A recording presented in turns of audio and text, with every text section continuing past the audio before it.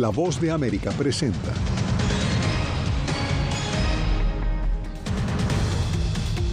Precaria la situación en Gaza. Con celulares los médicos alumbran salas de urgencias en los hospitales.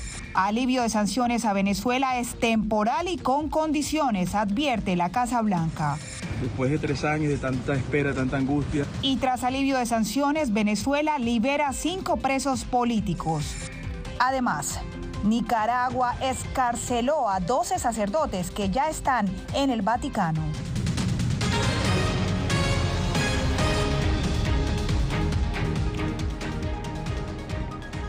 Bienvenidos al Mundo al Día. Soy Diva Lizeth Cash. Comenzamos. Hasta con teléfonos celulares los médicos deben alumbrar las salas de emergencia en Gaza debido a la falta de electricidad que dejan los bombardeos. Nos enlazamos con Celia Mendoza en Jerusalén. Celia, una situación extrema que se suma a los hallazgos de las fuerzas israelíes sobre el atentado del 7 de octubre. Precisamente hoy estuvo en la frontera el ministro de Defensa de Israel. ¿Qué dijo el funcionario? Así es, Diva. Yoav Gallant, quien es el ministro de Defensa, se reunió con los reservistas. Recordemos que son más de 300,000 que han sido llamados para estar a lo largo de la frontera. Durante esta jornada se hizo inminente la incursión terrestre de Israel a Gaza, asegurándoles que hoy veían a Gaza desde lejos, pero que muy pronto la verían desde el mismo territorio. Ahora veamos lo que ha venido sucediendo con esta historia que preparó mi colega José Pernalete. Tenemos que advertirle que algunas de las imágenes podrían herir sensibilidades. La situación es crítica en el Hospital Nasser de Khan Yunis, al sur de Gaza. Médicos y enfermeros deben alumbrar las salas de emergencia con sus teléfonos celulares ante la falta de electricidad que afecta a los equipos de asistencia de respiración en la unidad de cuidados intensivos. Estamos buscando algún ventilador, pero ahora no hay camas de UCI y el quirófano siempre lleno. Estamos trabajando con nuevas directrices médicas y estamos muy al límite. Si esto sucede, significa que más niños y más mujeres morirán. El Consejo Legislativo Palestino confirmó la muerte de Yamila Al-Shanti, la primera mujer en ocupar una posición política en el grupo islamista Hamas. El fallecimiento se produjo durante los recientes bombardeos en Gaza. En la frontera de la franja, en territorio israelí, el primer ministro Benjamín Netanyahu se reunió con soldados del ejército de Israel luego de que el ministro de Defensa de esa nación, Yoav Gallant, asumió la responsabilidad de cada despliegue en el contraataque. La batalla será dura, seremos precisos, agudos, fatales, pero habrá precios. Pagaremos precios y continuaremos hasta completar la misión. La población de Gaza padece por el recrudecimiento de la escasez de alimentos. Los inventarios en establecimientos lucen vacíos. Si nos fijamos en lo que queda, es solo una pequeña cantidad de productos que solo alcanzan para un pequeño número de niños. Al aeropuerto israelí de Ben Gurión, al sureste de Tel Aviv, arribaron unidades militares blindadas estadounidenses como parte de los acuerdos de cooperación internacional. José Pernalete, Voz de América. Mientras tanto, aquí en Israel, una familia ha encontrado respuesta acerca de lo que le ha sucedido a 2 de sus familiares después de que una familia de 5 fuera secuestrada por Hamas el 7 de octubre. La abuela de la familia y su nieta adolescente han muerto. Ya se han encontrado los cuerpos de acuerdo a las autoridades, pero esto es un recordatorio de lo que sucedió durante esas horas de la mañana de ese sábado y los lugares que fueron afectados. La Voz de América tuvo la oportunidad de visitar uno de ellos y es un relato que nos muestra la historia que se repite no solamente en Israel, pero también en Gaza. Metales retorcidos, manchas de sangre y casas quemadas. Es lo que queda del Kibbutz Be'eri, una comunidad con 1,100 residentes en la frontera con Gaza, donde según las autoridades israelíes, la mañana del 7 de octubre, 120 personas fueron masacradas y muchos más secuestrados. Dispararon a niños, mujeres, hombres, ancianos y los arrastraron de la manera más brutal hasta Gaza. Estos actos barbáricos son algo que Hamas ha estado planeando y queriendo hacer desde el primer día. Aseguró el teniente coronel Amon Scheffler, vocero de las Fuerzas de Defensa israelíes, durante una visita de La Voz de América al Kibbutz Be'eri, que hoy es zona militarizada. Aquí queda la ropa doblada, control remoto del televisor, los zapatos, las cosas que le pertenecían a esta familia, una cocina, las fotografías en el refrigerador. Esta es la escena que más de una semana todavía sigue aquí. El gobierno de Israel ha lanzado la ofensiva después de este ataque, que es el peor que ha tenido en su territorio, y que el primer ministro ha jurado no quedará sin castigar a los responsables. Lucharemos contra Hamas y lo llevaremos a su destrucción, porque esta es la forma de proteger a los ciudadanos. La operación militar contra este grupo islamista también ha llevado a la destrucción y muerte del otro lado de la frontera, donde la población civil, según Naciones Unidas, está al borde de una catástrofe humanitaria. Azmi es palestino. Su esposa, 2 hijos y sus padres siguen sin poder salir de Gaza. Yo estoy como ustedes, no sé nada sobre ellos. Están sin comunicación, sin internet, sin electricidad. Cada 3 días recibo un mensaje de ellos diciéndome que están vivos y bueno, luego se desconectan. Lo que estamos exigiendo ahora mismo a Sisi en Egipto es lo siguiente. No queremos que envíen soldados a luchar. Simplemente abran la frontera y permitan que entren medicinas. En medio de un conflicto en el que las familias en ambos lados de la frontera siguen siendo las más afectadas. Azmi hace parte de las decenas de palestinos que han estado protestando en los últimos días dentro de Cisjordania, específicamente en Ramallah, donde han tenido enfrentamientos con la policía israelí. Hasta esta mañana, 7 personas ya habían muerto. Gracias a Celia Mendoza, nuestra enviada especial a Israel. Mientras tanto, todavía no hay garantías para un corredor humanitario y el secretario general de la ONU llegó a El Cairo con la urgencia de ingresar suministros a Gaza. Nos enlazamos con Ángela González desde las Naciones Unidas. Ángela, ¿qué tal? ¿Qué pudiera cambiar con la visita del secretario?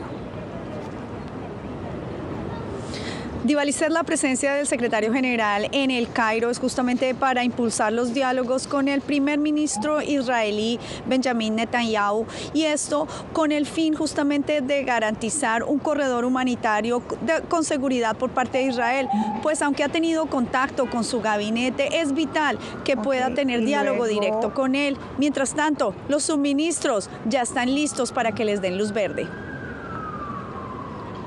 El secretario general de la ONU, Antonio Guterres, se encuentra en El Cairo, epicentro de conversaciones para abrir un corredor humanitario, cuando cerca de 100 camiones cargados con suministros esperan a que se abra la puerta de Rafah, pero bajo garantías de seguridad por parte de Israel. Son unos 100 camiones, pero aún no quiero referirme al número de vehículos. El punto crucial es que, como el propio secretario general expresó en El Cairo, queremos asegurarnos de que eso no se haga una sola vez. Deseamos tener acceso constante, razón por la cual estamos tratando de conseguir bastantes camiones que puedan transportar suministros e ingresen regularmente al área. La muerte de al menos 8 palestinos en Cisjordania, según reporta el ministro de Salud palestino, es otro asunto urgente en las discusiones de la ONU para tratar de desescalar el conflicto.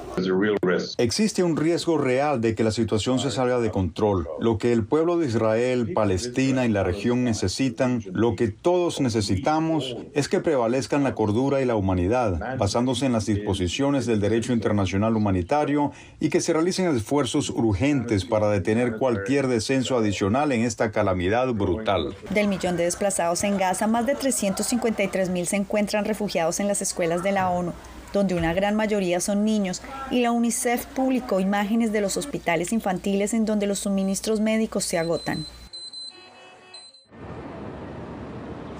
Bueno, y se espera que justamente estos esfuerzos apunten a que este mismo viernes puedan entrar los suministros que ya están listos por esta puerta entre Egipto y Gaza. Divalicet.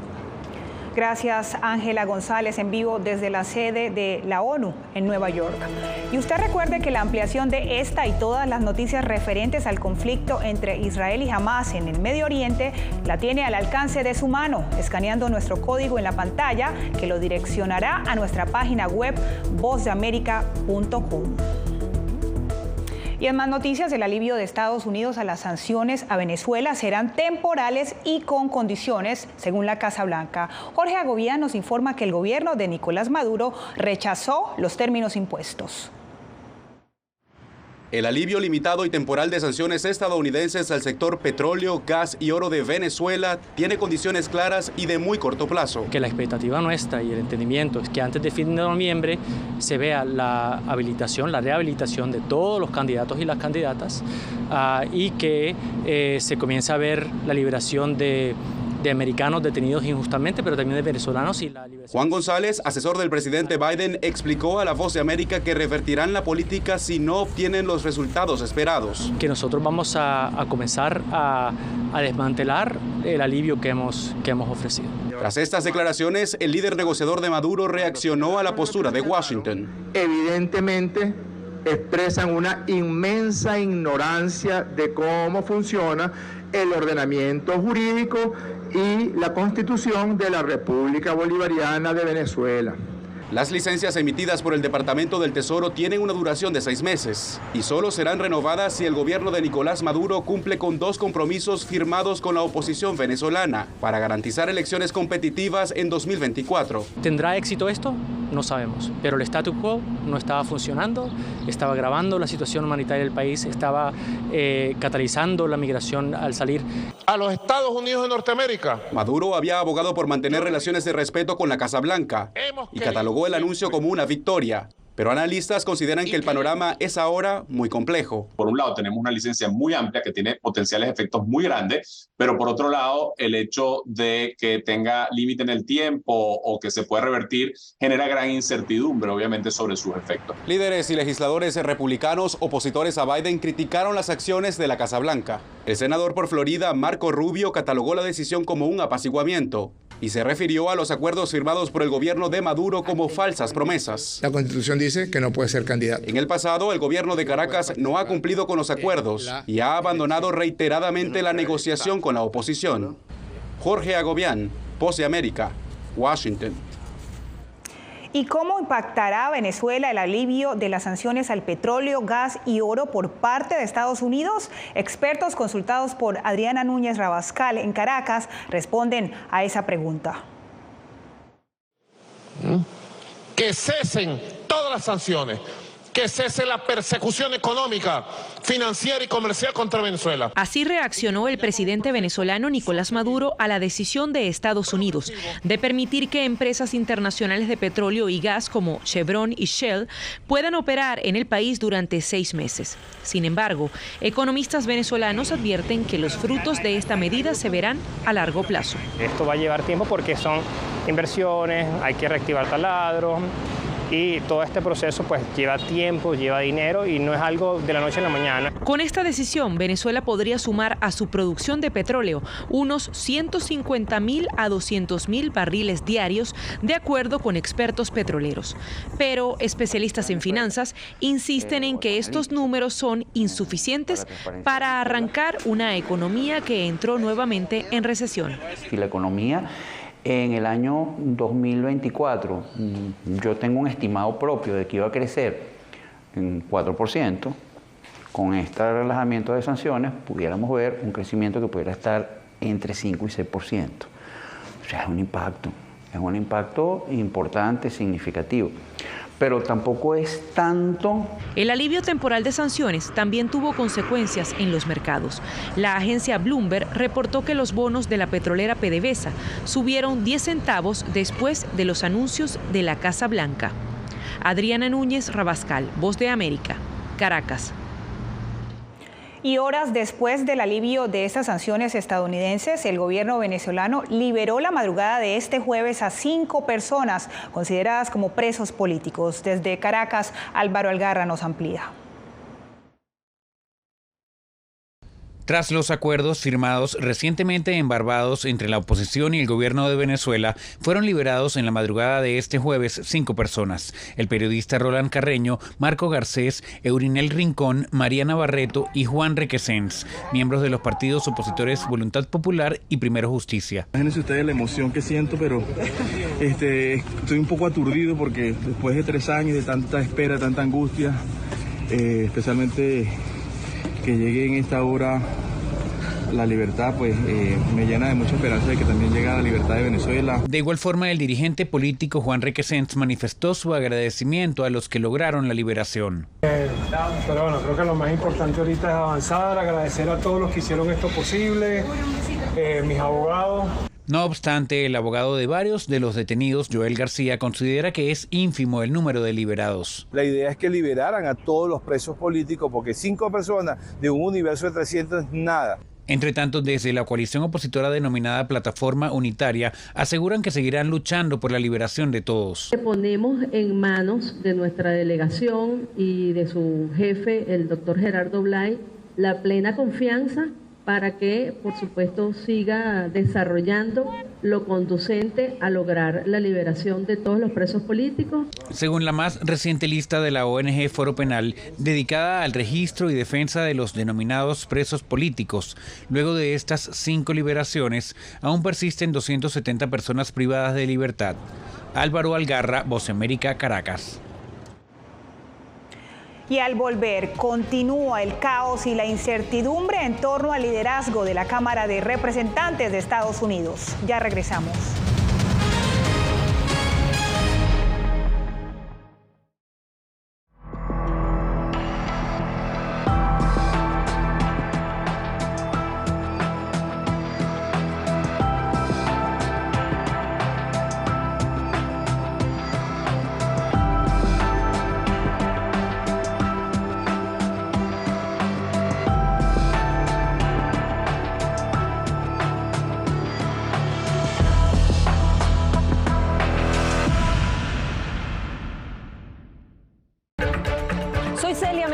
Corresponsal internacional de La Voz de América. Desde que me uní a este equipo de profesionales hace más de una década, he tenido la oportunidad de descubrir un mundo de noticias que comparto con ustedes. La Voz de América habló con el director. Porque siempre estoy en el lugar de los hechos, entregando información veraz, clara y precisa, manteniendo nuestro compromiso periodístico, porque en La Voz de América, la prensa libre importa.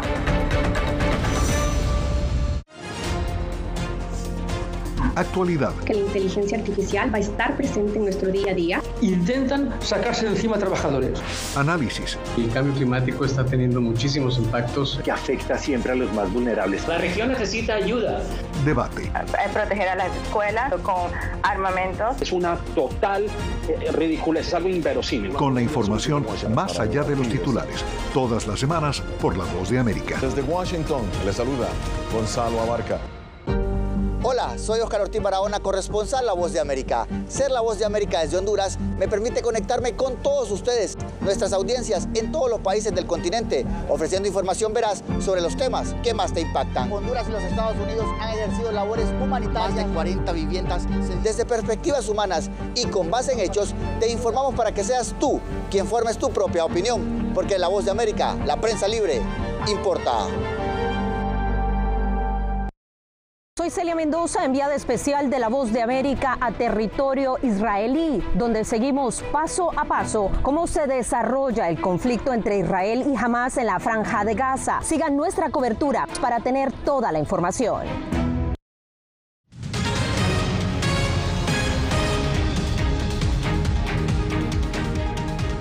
Este jueves, la abogada Sidney Powell, acusada junto con Donald Trump y otras 17 personas de violar la ley del estado de Georgia contra el crimen organizado, se declaró culpable un día antes de comenzar la selección del jurado en su juicio. Un juez accedió a que cumpla unos 6 años de libertad condicional, pague $2.700 en restitución y testifique contra sus coacusados. Y la Cámara de Representantes sigue aún sin presidente. El candidato número 1, Jim Jordan, dijo que intentará por tercera vez hacerse con el puesto poco después de haber anunciado este jueves que desistiría tras 2 votaciones infructuosas. Nos acompaña Jacopo Luzzi. Jacopo, ¿cuál es la situación? Diva, sigue el caos en la Cámara de Representantes después de 2 votaciones en el Pleno fallidas en los últimos 2 días. Todo hacía pensar que Jim Jordan, el candidato de los republicanos, no habría buscado una tercera votación por falta de apoyo dentro de su bancada. La idea que había tomado pie en las últimas horas era dar poder pleno y no solo para llamar a las votaciones al actual presidente interino de la Cámara, el legislador de Carolina del Norte, Patrick McHenry, hasta el 3 de enero. Sin embargo, después de una reunión de los republicanos y varias oposiciones a esta idea, Jordan dijo exactamente que buscará una tercera votación. Hicimos una propuesta a los miembros sobre la resolución como una forma de bajar la temperatura y volver al trabajo. Decidimos que este no era el camino que íbamos a seguir. Todavía me postulo para presidente y planeo ir al Pleno y obtener los votos para ganar esta carrera. Del ala centrista se oponen a la candidatura de Jordan y llevaron al fracaso de las 2 votaciones precedentes. Ahora Jordan se está reuniendo con estos legisladores para tratar de persuadirlos, pero el escenario sigue incierto y Jordan no parece tener los votos suficientes para ganar la presidencia de la Cámara de Representantes. De hecho, estos 22 dijeron estar firmes en sus posiciones y varios dijeron haber incluso recibido amenazas de muerte por su oposición a Jordan. Gracias a Jacopo Luzzi. Por supuesto, seguiremos atentos al desarrollo de esta noticia. 12 sacerdotes presos políticos fueron liberados en Nicaragua y enviados a el Vaticano. Detalles al volver.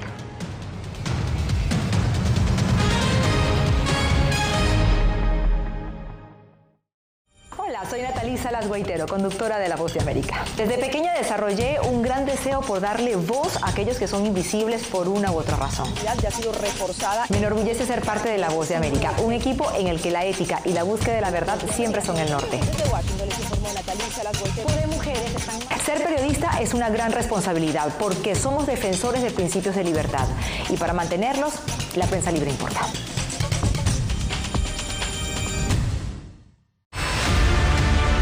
No concibo una democracia sin periodistas. El libreto manda a un conflicto constante con la prensa independiente, con los medios de comunicación. Periodismo, la prensa libre importa. Una coproducción de La Voz de América con nuestras afiliadas en la región.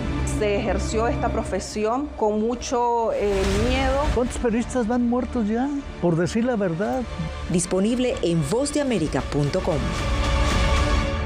Soy Fabiola Chambi, corresponsal de La Voz de América en Bolivia. Retratar la complejidad de mi país para una audiencia internacional le ha dado una nueva perspectiva a mi labor como periodista. Desde esa mirada descubro en el día a día que el trabajo que realizo en La Voz de América me ha permitido dar vida a los valores del periodismo profesional. Aquel que les informa a ustedes, nuestras audiencias, con balance, precisión y profundidad. Porque en La Voz de América, la prensa libre importa.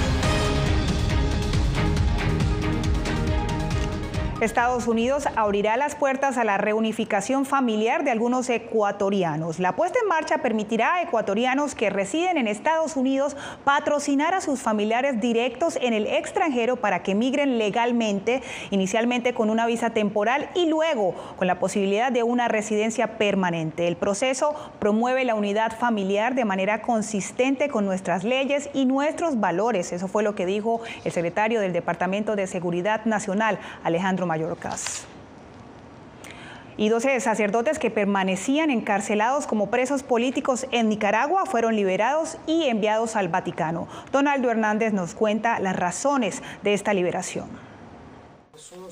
El máximo representante de la Iglesia Católica en Nicaragua, el cardenal Leopoldo Brenes, explicó a La Voz de América que los 12 sacerdotes que permanecían bajo prisión por diferentes delitos ya se encuentran en Roma. Un diálogo que llevó la Santa Sede con el gobierno y esa fue la realidad al final, que los padres pudieran viajar a Roma. Yo creo que es una alegría para todos. El gobierno de Daniel Ortega informó que el desplazamiento de los 12 religiosos hacia Roma fue parte de una negociación con el Vaticano. Este acuerdo, logrado con la intercesión de altas autoridades de la Iglesia Católica en Nicaragua y en el Vaticano, representa la voluntad y el compromiso permanentes de encontrar soluciones, en reconocimiento y aliento de tanta fe y esperanza que anima siempre a los creyentes. Los sacerdotes eran considerados presos políticos por organismos pro derechos humanos, y aunque fueron excarcelados, abogados aseguran que se les han violentado sus derechos civiles. Bueno, lo que estamos ahorita observando es un desplazamiento forzado. En ningún momento los sacerdotes han quedado en libertad. El único religioso que no fue desplazado hacia el Vaticano fue el obispo Rolando Álvarez, razón por la que activistas exigen su libertad. De un encarcelamiento injusto, arbitrario, donde no hubo ningún juicio y una condena a 26 años. La Santa Sede informó que los 12 curas serán alojados en las dependencias de la diócesis de Roma. Donaldo Hernández, Voz de América. Recuerde que si tiene su teléfono a mano está a punto de acceder a todo el contenido original de Voz de América. Escanee el código QR que está en pantalla y lo guiaremos a descargar nuestra app VOA Plus. Allí podrá ver no solo nuestras noticias, también las series especiales y los documentales exclusivos producidos por La Voz de América. Y usted no se mueva, que en minutos volvemos con más noticias en El Mundo al Día. Belén Mora, periodista de La Voz de América. Como reportera y presentadora tengo la responsabilidad de acercarles las historias que se generan en Washington y que impactan tu entorno cercano. Desde perspectivas diversas en un ambiente informativo en constante evolución que pone a prueba y nos hace poner en la balanza nuestros valores profesionales, te presentamos información veraz, porque en La Voz de América la prensa libre importa. Tiempos de... A través de la pantalla de la... Cuando nos cuentan solo una parte de la historia, perdemos la confianza. Soy Jacopo Luzzi, reportero de La Voz de América aquí en Washington, D.C. Ya sea informando desde el Capitolio, desde la Casa Blanca, cubriendo el impacto del cambio climático, el impactante tema migratorio, o subir en un avión y cruzar medio mundo para estar en el lugar de la noticia con la información precisa y veraz, este es mi compromiso como periodista. Un compromiso de vida profesional que comparto con ustedes, porque en La Voz de América la prensa libre importa. Soy Celia Mendoza, enviada especial de La Voz de América a territorio israelí, donde seguimos paso a paso cómo se desarrolla el conflicto entre Israel y Hamás en la Franja de Gaza. Sigan nuestra cobertura para tener toda la información.